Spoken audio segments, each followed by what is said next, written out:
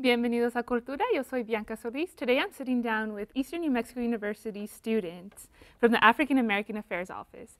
Guys, thank you for being with me here today. Thank you for having us. Alrighty. So we're going to go around the table and everybody's going to introduce themselves and tell us how you really got involved with the Multicultural Affairs Office. Oh yeah, thank you once more for inviting us here today. My name is Demino Suduro Chola. I'm from Kenya in Africa. I came here 2.5 years ago. My major is biology pre-med. I'm a transfer student, but I got involved in multicultural affairs, which is the main core. African American is one of the departments within multicultural affairs. But I came through in as an international student, and we had an international club. So at the beginning, I was the secretary for the international club. Currently, I'm the president of the national club. Then later, I'm now the coordinator of African American. A lot has been going on in my life since I started joining multicultural affairs, learning a lot. They've been helping me through scholarships. Most importantly, we've been there and learning cultural differences between African American, there's Hispanic, there's Native. So it helped me to educate and learn so many stuff about cultural diversity. I think that's all I can say for now. I'm Asia Hicks. I'm from Lubbock, Texas, and I was introduced to the Multicultural Affairs through Daisha. I'm Daisha Gaines, and I'm from Health Center, Texas. My major is criminal justice, and I got started in multicultural affairs through attending the events my freshman year, which was last year, and then I saw that they were hiring, and so I just kind of applied because I liked what was going on. So. My name is Melvis Hawkins. I'm from Health Center, Texas as well. I got introduced to the African American office, well, way back in the day, but my cousin got me into the working there, so it's been fun there. It's nice. A lot of people you get to work with. Everyone's nice, and it makes me feel welcome ever since I've been there, and it's just a great place to work. So did it surprise you guys that Eastern, even though as small as it is in Portales, New Mexico, that there would be so many different cultures and there's so many different people from around the world? It did, actually. I was shocked. To me, I thought when I was coming from New Mexico, in fact, a lot of people think I'm in Mexico, they're like New Mexico, so I was like, there's only Mexicans around there. But when I came in, I joined the school, there's so many different cultures around going on. It's so different. Oh yeah. So MLK Day, you guys had the march on the 21st. What events did you organize and what type of success did you guys see through that? I think MLK Day was one of the historical moments in our office. We organized it last week on 21st. We did it as a team, and as I said earlier, we work as a group in multicultural affairs. We support each other. And we all know that MLK didn't only fight for he fight for all civil rights for everybody, across all the tribe, across the board. He didn't only fight for his own colored people, like he was black, he only fight for black. So all of us, we came together and we learned so many things. And we really congratulate and appreciate the student government plus the president of NMU for organizing the event. It makes us proud to learn our cultures and to forgive and to build up on our diversity.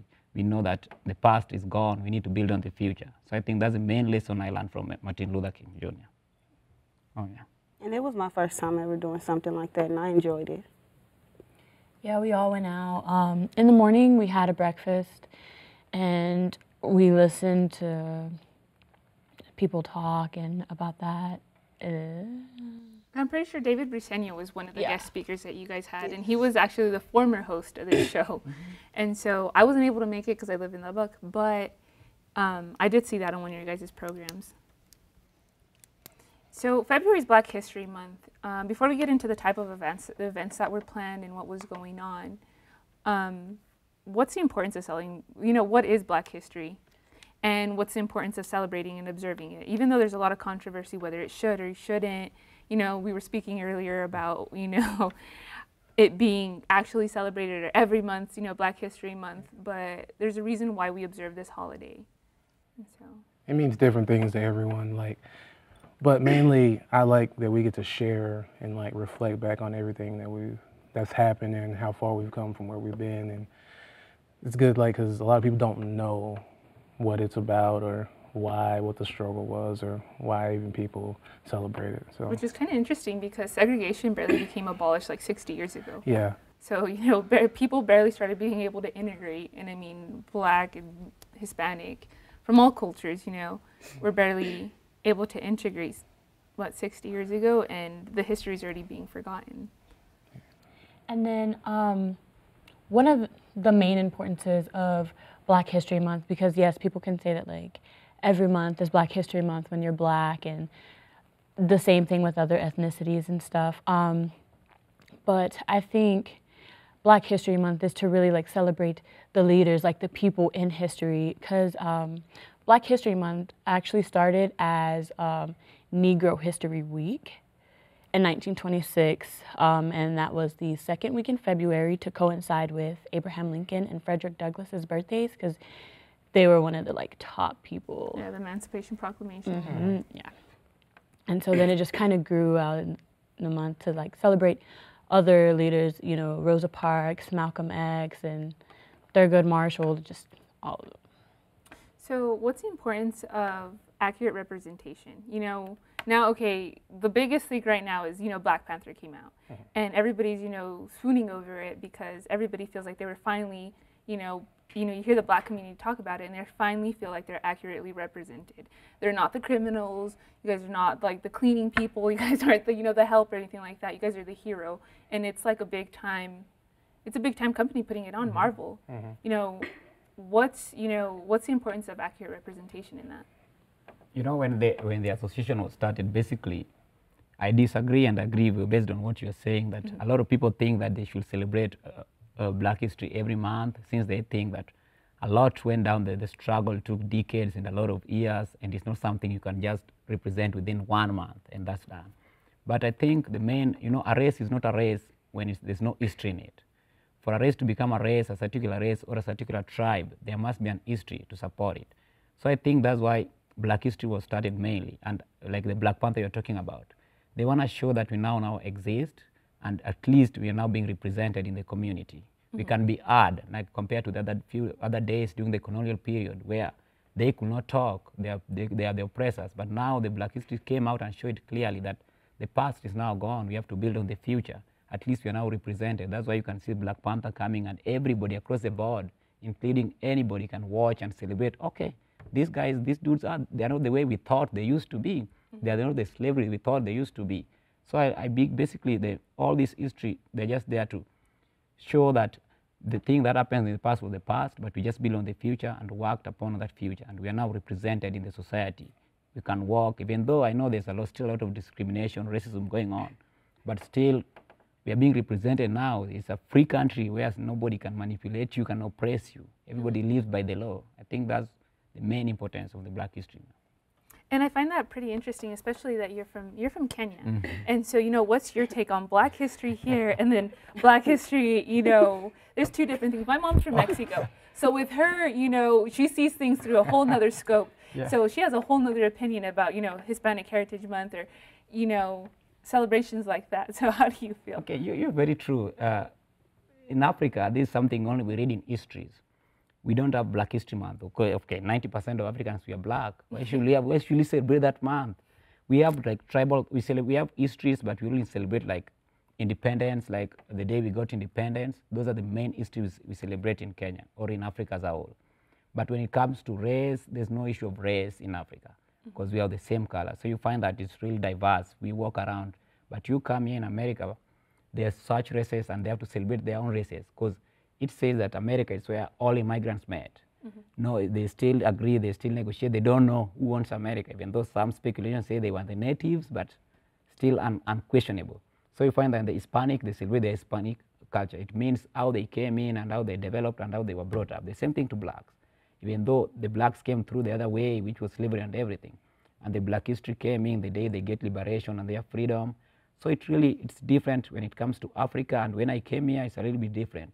But the most important thing is that when you come to check Black History Month, like our events, we have so many things going on, like portraying the museum, everything that happened. So it backs down the roots when they came from Africa and to Kenya. So it's a long process when it started. So it's connected from Africa to America. And that's why it's called African American. So we can't avoid that. It's still our thing, and we are like brothers and sisters. Oh, yeah. So speaking about events, the reason why you guys are here, what are some of the events you guys are having for Black History Month now in February? So what are some of your favorites? What are you looking forward to? Well, a couple of my events, we have a comedian coming. His name is Kevin Bozeman. He's pretty known. He's newer, but I know him. A lot of people might know him. And also doing a mobile museum with Kavan Shaw. He's gonna have all different types of artifacts, from slavery items to hip hop items to all types of things of Black history from all different time periods. And me personally, I'm really excited for the mobile museum because, one, I'm really into history. And so, like, for me, it's going to be like, for me and many other people, it's going to be like taking a look from where we came from and like how we progressed through this. And then like looking at where we are now and seeing how we can go. Like, this is history, but like what history are we going to be making right now? Like, and so that's something I'm really excited for. I'm actually ready for Black Excellence. It's a competition we put together for African Americans. All right, so can you kind of go into depth with that? What exactly is that? Okay, so it's this competition. We get African Americans to sign up, and they perform a talent in front of 3 judges for at least 10 minutes. The winner gets a $100 cash prize, a crown, a sash, and an invite to all of our events. Yeah, I think just to add in what they say, we have several events going on, including the Black Excellence. This is where we want to show our pride. You know, when you go back to Africa, you find there's something that's called Cultural Day, where people could go to the street, march, and the royal kings be crowned. So the same thing was still carried, just as Hispanic also, they have the Hispanic crowns. So we also have the Black Excellence. This is where they come in, they show their creativity, whatever they can do, if you can sing, act, whichever thing you can do as long as it's creative. Based on that, we also have Black Dome. That's also one of our events. I know most of people here don't know where Black Dome is, but it's a city here in New Mexico. It's a ghost city that was started back. That was the first settlement where the blacks came in New Mexico. So they stayed there for quite a bit of time. Then they evaded. There were some mysteries going on within the city, which our guest will be able to explain. So by currently it's now ghost city, just like 2 hours away from here. We also have one of the main events called Swahili Time. I know you've never heard about Swahili, but Swahili is basically like a tribe. I always ask people, what is Swahili? They say, oh, that's language. No, Swahili is like Hispanic. So Hispanic, they speak Spanish. So Swahili is like a group of people speaking a particular language. So most of the countries in Africa speak Swahili. Over 20 countries in Africa, we speak Swahili. And this language was started mainly during the colonial period so that we could be able to succeed our colonies. So since most of Africans, we were poor and we didn't have guns, but you should not only fight, there are so mechanisms in which you can fight people. So we decided to fight them by languages. We thought that if we form one group of language, we can be able to talk, and our people can be able to talk so that we can defeat our enemies. And that's where we started Swahili. So I'm the one who will be talking about Swahili. That will be our first event, probably on 6th February. So I'll try to educate people on basics knowledge about Swahili. And I'm very fortunate, I'm very true. If the ancestors of African Americans could have been here, most of them maybe were speaking Swahili, which they don't. So I'll be just, so I'll just be I'll try to, this was one of the language that is more popular in being spoken in Africa. We also have the NAACP. I think she can shed more light. She has a very beautiful lady coming on to talk about NAACP. Yes, we will have Dr. Linda Townsend Johnson coming to talk about the NAACP, and she was the president of the Rio Rancho branch. And so she's just gonna come and give us a brief overview of like what the NAACP is, what it stands for, and like the different like subsections in it, like the education, voting rights, and just she'll be coming to talk about things like that. And maybe not to forget, there's one important, we were almost forgetting about that. It's very important. You know, we have my colleague here. He's one of the African American. You know, since me, I wasn't born here, so I didn't experience most of the challenges he went through. We have one of our guest speakers is also the vice president of Western New Mexico campus, and he'll be talking about the challenges that African men faced in America. Even though I know most people like you might ask me, why only men? But you know that when it started, when African came to America, or even the African culture by now, men were supposed to be responsible for their community. They were supposed to guard their families in their houses and everything. We are not saying that women were not that important, but when you see that what happened during the colonial period and the slavery periods, the men were to go outside and try to fight for their rights, people like Abraham Lincoln, Martin Luther King. So you find that the women were sitting in their houses taking care of the children, maybe food and shelter. Some of the men went, they never come back to their houses, they were killed or something happened. So we are having one of our guest speakers is coming also here, is one of our events. He is talking about the challenges that African American men faced during those periods of colonial periods and the outcome now. Even though I know those challenges, they go across the board, some of them women. No, they have everlasting effects. Exactly. So, but he will be concentrating on that. So we decided to choose that particular event. We also had a consideration that maybe next month we're also celebrating Women History Month. It will be a platform for women to share their views and know everything they went about it. So we thought, oh, okay, it's a good time. We bring also a man during the Black History Month to share the history of what African American challenges they faced when they were going through America. And did you want to touch a little bit on that? Yeah, that's what I like about this office. Like, I have experienced a lot more things than he has, and it's a good thing about working here. We get to learn a lot, even from them. They experience different things than we do. Exactly. That's why I'm excited for all the different things that we get to do, like to share our culture with everyone else. Yeah. And even people that are African American or anywhere, some of them don't know about themselves. No, definitely. Growing up differently. I mean, I grew up at first in northern New Mexico, and I grew up, frankly, around very, very nice white people who were just super like, oh, equality for all. They loved my mom's accent. They loved that I was brown. They're like, oh, we love you, you know. And then we moved a little bit more down south, and, you know, things were different. Even coming to school in an area like this, my parents, you know, my dad kind of like pulled me aside, and he's like, listen, he's like, things are different, and people are going to view you different. And you don't understand until you get that look. Oh, yeah. And then there's just like this said silence. You don't talk about it. You don't talk about the looks you get. You don't talk about feeling uncomfortable in a restaurant when you walk in and you're the only person of color. Or, you know, just certain struggles that I guess aren't voiced, you know, and they're just silent dog whistles that you know what I mean, you hear. Yeah. And I mean, it's just still weird. Like when I lived here in Port Tallis, my neighbor had a Confederate flag. Oh. So it was like, you know, and it's just a lack of education. In my opinion. So I'm really excited for that for you guys. That's exciting. So you guys have 150 followers on Instagram. What other social media platforms are you reaching out to students and getting people involved? I know Snapchat's big now, and I mean like Twitter, I mean like we all know. Well, we will have Snapchat, the ENMU Snapchat on the events, on certain events like the Mobile Museum and stuff. And then we also have Facebook, and we recently got Twitter. And so those are the social media outlets we'll be using. But even us ourselves, we are social media. You can see us, we have beautiful clothes of Black History Month. Whenever we go to class, some of our professors, oh, I want to see your shirt. What is that? So at least you try. Whenever they see you, even when we talk, everybody we talk, we are on social media, with what we represent. So we talk to them through our clothes. We tell them, "Oh, this is Black History Month." So what if you see somebody and they want to be involved with you guys? You know, how do you guys recruit? How do you guys get people involved? Do you guys want more people, or you know, how is it? It's always nice. Anyone can come. We have an open door policy. You don't even just have to be African American. Anyone is welcome. So we speak to everyone around campus and let them know where we are, what we do, because we have a lot of things downstairs. In the bottom of the Cub, you know, there's tutoring and everything down there to help anyone succeed in anything, like questions or anything down there. So you guys are located at the bottom of the Cub? Yes, ma'am. In the alley, right? Yes, ma'am. Okay, so, you know, within ENMU, what other departments do you guys team up with?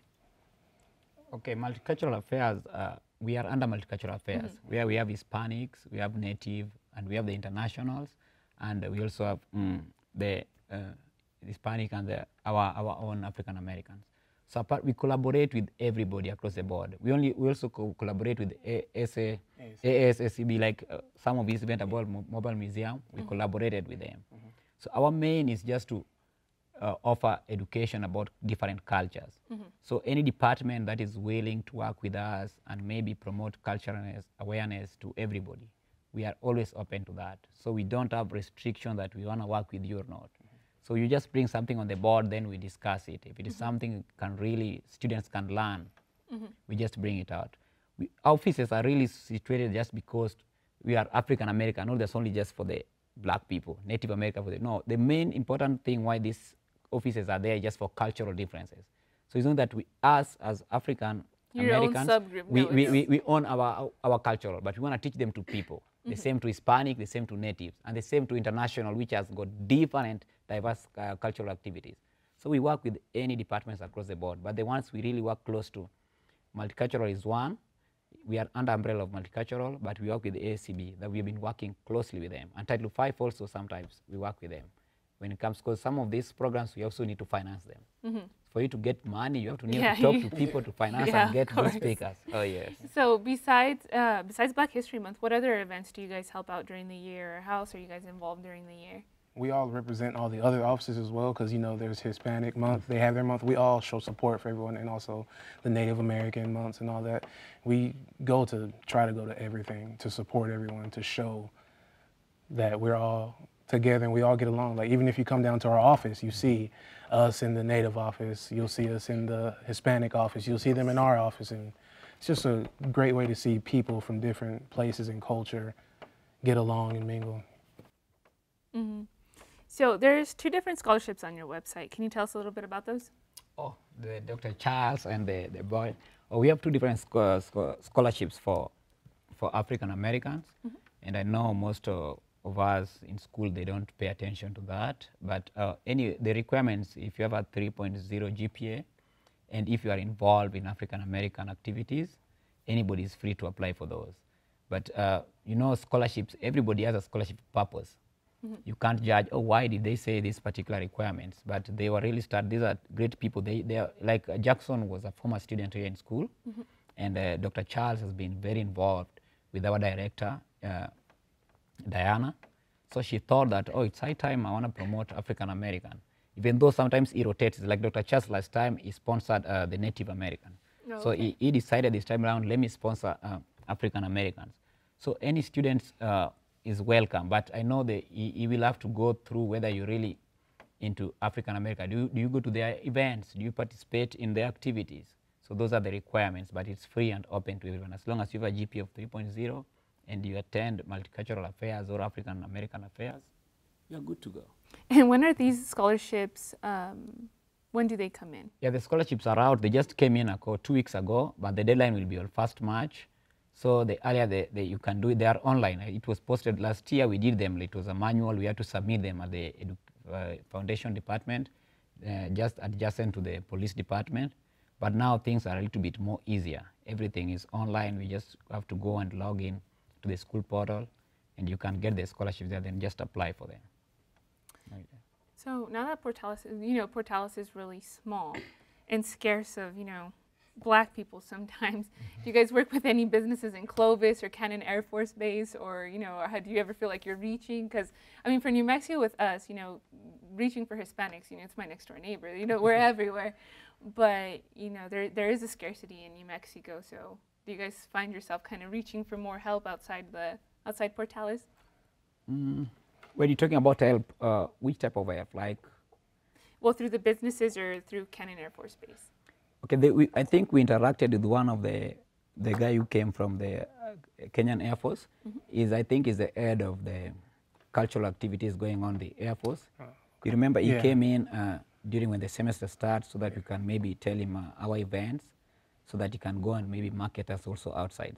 But individually, we really try to be somehow professional, and we also students. We don't go outside there like an individual purposes.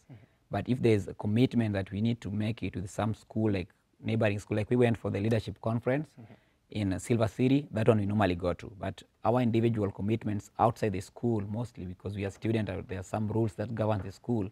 We don't do them on our own, unless they are being organized by the school and they take us there to represent them. That one we do. Yes. And then Eastern does have 2 branches, one in Ruidoso and one in Roswell. Do you guys ever team up with, the campuses with them, or do you ever think that would be a good thought? We haven't got to experience that yet, but I feel like that would be nice to reach out and expand things. Like even whenever we went to Western New Mexico, they had different types of Black programs and stuff that we don't have. So it's good to be nice to see what everyone else has and see if we can get those moved to here or things like that. Like they have a Black Senate, and it's just, it'd be good to like have different things, get more people involved, because people now don't really take us seriously. you know, they don't take themselves seriously, and they think it's a joke, and they think it's embarrassing if they actually care. Yeah. You know, they say, oh, you're supposed to care about your color, now you're some type different. No, it's good to know who It's you good to are, be what you are. active Yeah, it's always in your good. community. So before we end today's show, is there anything you guys would like to let the viewers know, or anything how to welcome them if someone's feeling shy and they don't know whether I should go around or not, or Well, don't be shy. Come see us. Get out, Yeah, I'm a fun, Put nice yourself out guy. there. I'll come get you if you don't come talk to us. I'll literally. just stand at the door and I'll talk to you. Like, that's it. It's easy. We're easy to talk to. Everyone's nice. Everyone's outspoken. I'm me and I'm open. She's a cheerleader. I'm shy, but they're helping me. She's getting better. but you're friendly. There's a difference. She came a long way. Okay, me basically what I have, what I've said, we are open door policy. You'll never know anybody until you ask.